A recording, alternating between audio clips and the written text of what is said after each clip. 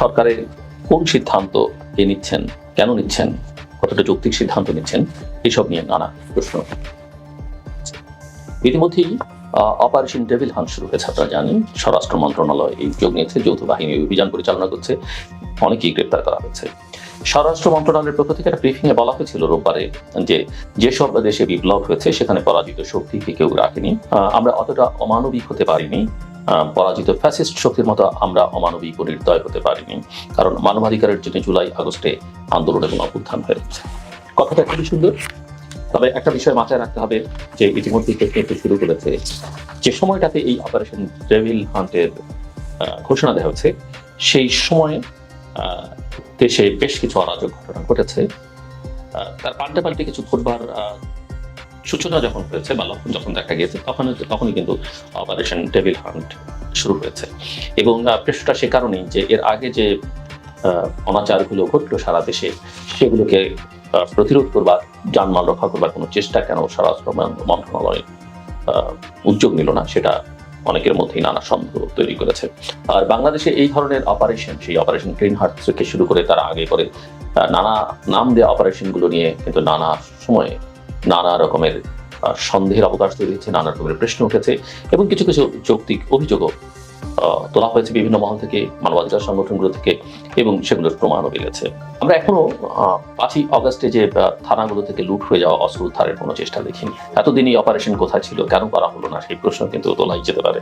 এবং একটা কথা অনেকেই বলছেন যে মানবাধিকারের প্রশ্ন যখন তোলা হয় যে আইনই আছে তল্লাশি আটকের সময়, আইন ও নির্দেশনা ঠিক মতো মানলে সমস্যা হওয়ার কথা না।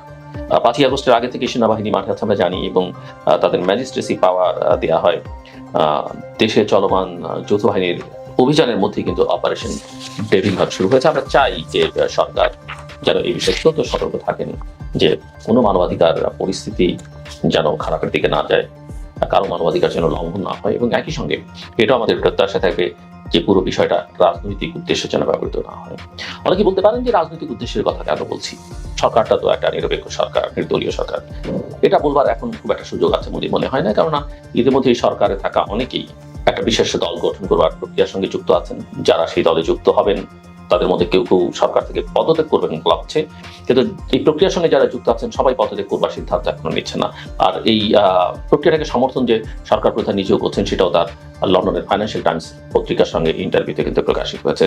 সব মিলিয়ে সরকার ইতিমধ্যেই তার নিরপেক্ষতা প্রশ্নের মুখে ফেলে দিয়েছে, কিন্তু তারপর আমরা আশা করি যেহেতু সবার সমর্থনই সরকার আছে, নতুন করে জটিলতার মধ্যে আমরা যেতে চাই না। আমরা আশা করবো যারা নতুন দল গঠন করবার প্রক্রিয়ার মধ্যে আছেন, যে 3-4জন অন্তত বিশেষ করে, এবং তাদের যদি কেউ সমর্থন দিয়ে থাকেন, পারসেপশন আছে তাদের সরকারের ভেতরে থাকা কেউ কেউ সমর্থন দিচ্ছেন, নানাভাবে সহায়তা করছেন, এবং কারো কারো অফিসও ব্যবহৃত হচ্ছে এই নতুন দল করবার কাজে। তারা সবাই মিলে পদত্যাগ করলে সবচেয়ে ভালো হয়, তাদের জন্য ভালো, সরকারের জন্য ভালো, এবং দেশের আগামী দিনের গণতান্ত্রিক উত্তরণের প্রক্রিয়ার জন্য ভালো। 3জন 4জন 5জনের মধ্যে 1-2জন পদত্যাগ করবেন, অন্যরা করবেন না, একেবারে শেষ মুহূর্তে গিয়ে করবেন, সেটা বোধহয় ঠিক হবে না। কারণ পারসেপশন যেটা তৈরি হচ্ছে সেটা হচ্ছে যে অন্তত 3জন তো বটেই, এর সঙ্গে আরো 2-4জন যুক্ত আছেন যারা এই দল গঠনের প্রক্রিয়ার মধ্যে প্রত্যক্ষ বা পরোক্ষভাবে যুক্ত আছেন।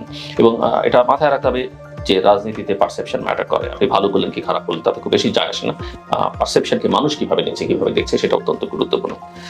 এবং শুরু থেকেই জনগণ, রাজনৈতিক দলগুলো এটা কোনোভাবে অস্বীকার করবার কোনো সুযোগ নেই। যারা ক্ষমতা আছেন তারা অস্বীকার করতে পারবেন না যে সরকারকে সবাই সহযোগিতা করতে চেয়েছে, এখনো সবাই সহযোগিতা করতে চায়, এবং সহযোগিতা করবার চেষ্টাটা যতখানি লক্ষণীয়, সহযোগিতা নেওয়ার চেষ্টা তো ততখানি লক্ষণীয় নয়।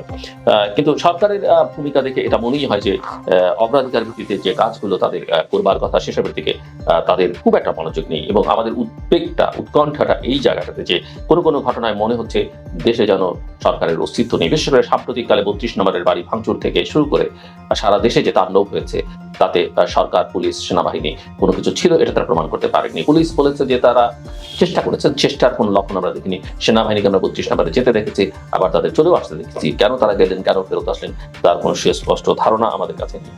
তো আমরা যেটা দেখছি যে সরকারের কর্মকাণ্ডের কর্তৃত্ব বলি, দায়িত্ব বলি, এই দুটো বিষয়ের মধ্যে অসঙ্গতি রয়েছে, যথেষ্ট পরিমাণে অবহেলা রয়েছে। এবং এইসব ঘটনাবলীকে উস্কানিদাতা হিসেবে যদি আমরা সাইকোপ্যাথ বা বিগত দিনে ক্ষমতায় থাকাদের অভিযুক্ত করি, তাহলে এখন যারা ক্ষমতা আছেন এইসব ঘটনায় তারা অনেকখানি আশকারা দিয়েছেন, সেটা বললে অত্যুক্তি হবে না। এবং ফেসবুকে যদি সরকারের সমর্থক হিসেবে পরিচিত লোকজন যারা কোনো ন্যায়সঙ্গত কথা বললে অনেকে হঠাৎ করে খুব ছাপিয়ে পড়েন সেই আওয়ামী স্টাইলের মতোই নানাভাবে যে যুক্তিগুলো তারা তুলে ধরবার চেষ্টা করছেন, আমরা উপদেষ্টারা তাদের প্রতি সম্পূর্ণ শ্রদ্ধা রেখে বলছি যে ভাষায় তাদের যুক্তি তর্কগুলো তুলে ধরবার চেষ্টা করছেন, কথা বলছেন, কোনো সময় সেসবের মধ্যে বিরোধ তৈরি হচ্ছে, তাদের একজনের কথার সাথে আরেকজনের কথার আমরা মিল খুঁজে পাই না এবং কোনো ক্ষেত্রে তাদের নিজেদের কথার মধ্যে যথেষ্ট পরিমাণে অসঙ্গতি, অর্থাৎ সকালের কথা বিকেলের কথাকে একসঙ্গে বেলানো যায় না। এবং এর একটা পরিণতি হচ্ছে যে আওয়ামী লীগকে বাংলাদেশ থেকে নিশ্চিহ্ন করবার ঘোষণা দিয়ে করা এই কাজগুলো আসলে আওয়ামী লীগের পুনর্বাসন এবং প্রত্যাবাসনের পথকে সুগম করছে। মানুষের এক ধরনের সহানুভূতি তৈরি হচ্ছে তাদের উপরে। এই ঘটনাগুলো যদি 5, 6, 7 অগাস্ট হতো যৌক্তিক হতো না, কিন্তু মানুষ কিন্তু হয়তো স্পন্টেনিয়াস একটা ঘটনা হিসেবে মেনে নিত এবং মানুষের অনেকের কাছে সেটা যৌক্তিক মনে হতো। কিন্তু 6 মাস পরে যখন আমাদের স্ট্যাবিলিটির পথে হাঁটতে হবে, গণতান্ত্রিক উত্তরণের পথে হাঁটতে হবে, তখন এগুলো একেবারেই গ্রহণযোগ্য নয়। এবং জুলাই আগস্টের এই গণ অভ্যুত্থানের ব্যক্ত যে বৈষম্যহীন বাংলাদেশের যে আকাঙ্ক্ষা বর্তমান সরকারের কার্যক্রমে তার প্রতিফলন দেখা যাচ্ছে। এই প্রশ্ন যদি কৌতূহলের, তার উত্তর হবে এক কথায় না, সেটা দেখা যাচ্ছে না। বরং বৈষম্য এবং নিপীড়নমূলক জবরদস্তি, মব জাস্টিস, নিপীড়নমূলক রাজনীতি, মানুষকে ভয় দেখানো, আতঙ্ক তৈরি করা, সৃজনশীল কর্মকাণ্ডের উপরে আক্রমণ করবার যে প্রবণতাগুলো তৈরি হচ্ছে তা পুরো গণ অভ্যুত্থানের আকাঙ্ক্ষার একটা বিপরীত। এবং ওই যে সাইকোপ্যাথের কথা বললাম, বা শেখ হাসিনা থেকে শুরু করে আওয়ামী লীগের সুবিধাভোগীদের বক্তব্য এবং ভূমিকা থেকে যেটা মনে হয় যে তাদের বিন্দুমাত্র অনুশোচনা হয়নি। আমি একথা বারবার বলছি যে তাদের মধ্যে আমি কারোর মধ্যে কোনো রকমের ক্ষমা প্রার্থনা তো অনেক দূরের কথা, অনুতাপ, অনুশোচনা, কষ্ট সেটা দেখতে পাইনি। এবং তারা যদি কোনো ধরনের চক্রান্তের পথে যায়, বাংলাদেশের জনগণকে তা মোকাবেলা করতে হবে এবং আমাদের সবাইকে মিলে সেটা করতে হবে। কিন্তু সেটা মোকাবেলার নামে একটা বিশেষ গোষ্ঠী আবার তাদের নিজেদের রাজনৈতিক স্বার্থে যেটা করছেন সেটা করতে থাকলে, অব্যাহত থাকলে জনগণকে কিন্তু আবার এক করা অনেক কঠিন হয়ে দাঁড়াবে। অর্থাৎ সেই চক্রান্ত মোকাবেলায়, শেখ হাসিনার বা তার দোসরদের চক্রান্ত মোকাবেলায় অন্তর্বর্তী সরকারের দায়িত্বটাই কিন্তু প্রধান। কিন্তু সরকারের মনোযোগহীনতার কারণে এবং এই সহিংসতা এবং অবৈষম্য বৃদ্ধির রাজনীতি যদি বাড়তে থাকে, বিভিন্নভাবে জনগণ যদি নিরাপত্তাহীনতার মধ্যে পড়তে থাকে, তাহলে সেই চক্রান্ত মোকাবেলা করা সহজ হবে না। মানুষ নানা কারণে অতিষ্ঠ, আইন শৃঙ্খলা পরিস্থিতি খুবই খারাপ, দেশের চুরি, ছিনতাই, ডাকাতি এগুলো বেড়ে গেছে, দ্রব্যমূল্যের ঊর্ধ্বগতি মানুষের জীবনকে অতিষ্ঠ করে তুলেছে। সো আইন শৃঙ্খলা পরিস্থিতি, হামলা, ভাঙচুর এই ঘটনাগুলো কমছে না, বরং সারা দেশ জুড়ে বাড়ছে। এ কারণে সব পর্যায়ে একটা নিরাপত্তাহীনতা তৈরি হচ্ছে, ফলে অন্তর্বর্তী সরকারের পক্ষে জনসমর্থন উল্লেখযোগ্য মাত্রায় কমছে। যেটা একেবারে উঁচুতে ছিল সেটা ধীরে ধীরে তলানিতে গিয়ে ঠেকছে। এবং অনেকেই বলছেন যে বিক্ষুব্ধ জনতা এইসব সহিংসতা করছে। এটা আমরা প্রধান উপদেষ্টার বিবৃতিতে দেখলাম, এটা আমরা সরকারের বক্তব্যে দেখলাম, কিন্তু বিক্ষুব্ধ জনতা নিজে কিছু করেনি। কিছু লোক এবং কিছু গোষ্ঠী দেশের ভেতর থেকে বাইরে থেকে পরিকল্পিত এবং উদ্দেশ্যমূলকভাবে এই জনগণকে প্ররোচিত করেছে, উস্কানি দিয়েছে। এবং এদের মধ্যে কতজন জনগণের নিশ্চয়ই প্রত্যেকে জনগণের অংশ, কিন্তু জনতা বলতে আমরা যেটা বোঝাই সেটা কতটা, সেটা নিয়ে কিন্তু ভাববার যথেষ্ট অবকাশ রয়েছে। এবং এই রাজনীতি এবং বিভিন্ন ধরনের সহিংসতা বা সংঘাত সৃষ্টির পেছনে দেশি বিদেশি নানা জনের ভূমিকা থাকতে পারে। আমি এই কথাগুলো ইঙ্গিত করবার চেষ্টা করছি, অনেকদিন ধরে বলবার চেষ্টা করছি। সো অপারেশন ডেভিল হান্টের প্রসঙ্গে যেটা আমি কথা শুরু করেছিলাম, যৌথ বাহিনীর ভূমিকায় পূর্বের ভূমিকার কথা কিন্তু আমাদের খুব সহজেই মনে পড়ে যায়। এবং বিভিন্ন সরকারের সময় যৌথ বাহিনীর এই ধরনের অপারেশনের রেকর্ডগুলো কিন্তু একেবারেই ভালো নয়। আওয়ামী লীগ আমলের যে পুরনো ফর্মুলা, সেই ফর্মুলাই এখন চলছে, সেই ফর্মুলা এখন মামলা হচ্ছে, সেই ফর্মুলাই আদালত, পুলিশ, যৌথ বাহিনী এদের যেভাবে ব্যবহার করা হচ্ছিল, এখনো সেই একই ধরনের তৎপরতা আমরা দেখতে পাচ্ছি। কথাবার্তার ধরনে একই রকম। প্রত্যেকে কাজ করবার সময় ভাবেন সরকারে যারা আছেন, বিশেষ করে ছাত্র নামে যারা আছেন, তারা কি ভাবছেন, তারা কি বলছেন, সরকারে বা সরকারের কাছাকাছি যারা আছেন, সেটা একটা গুরুত্বপূর্ণ বিষয় হয়ে দাঁড়িয়েছে। তো এখানে প্রতিষ্ঠানগুলো স্বাধীনভাবে কাজ হচ্ছে সেটা বলা যাবে না। সরকারের অবস্থান স্পষ্ট করতে হবে, এটা আমাদের মূল কথা, যে তারা আসলে কি চায়, তারা কি নির্বাচন চায়, তারা কি নিরপেক্ষ থাকতে চায়, তারা কি দল করতে চায়, দীর্ঘদিন ক্ষমতায় থাকতে চায়, এটা তাদের আসলে পরিষ্কার করবার সময়, এখন চূড়ান্ত সময়। নাহলে মানুষ সহ্য করবে না, রাজনৈতিক দলগুলো সহ্য করবে না। সরকারের মধ্যে যারা আছেন তাদের মধ্যে চিন্তার ঐক্য এবং অবস্থানের ঐক্যটা খুবই পরিষ্কার হওয়া উচিত।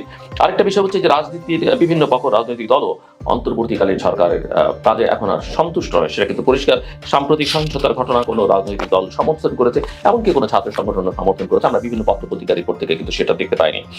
প্রধান উপদেষ্টা সমর্থন করছেন না, সরকার সমর্থন করছে না, কিন্তু তাদের বিবৃতিতে যথেষ্ট কন্ট্রাডিকশন রয়েছে। সেটা বলা যায় অতীতের মতো বিচার বহির্ভূত হত্যাকাণ্ড বা তৎপরতা, হয়রানি করা, গোয়েন্দা সংস্থাগুলো এসে তুলে নিয়ে যাওয়া এবং পুরনো দিনের মতো সেই গল্প বানানো, এগুলোর কিছু কিছু লক্ষণ কিন্তু এখনো দেখা যাচ্ছে। সো পরিস্থিতি দেখে মনে হচ্ছে যে যত দ্রুত একটা নির্বাচনের দিকে যাওয়া যায় ততই দেশের জন্য মঙ্গল, এবং সরকারের সেটাই প্রধান কাজ হওয়া উচিত, এবং তারা যত শিগগির একটা নির্বাচন দিতে পারবেন আমরা তত দ্রুত অনিশ্চয়তার হাত থেকে রক্ষা পাবো। কারণ বাংলাদেশ এখন অনিশ্চয়তা, অস্থিরতার একটা দেশ হয়ে দাঁড়িয়েছে। এখান থেকে বাংলাদেশকে মুক্ত করা অত্যন্ত জরুরি। Subscribe to my channel.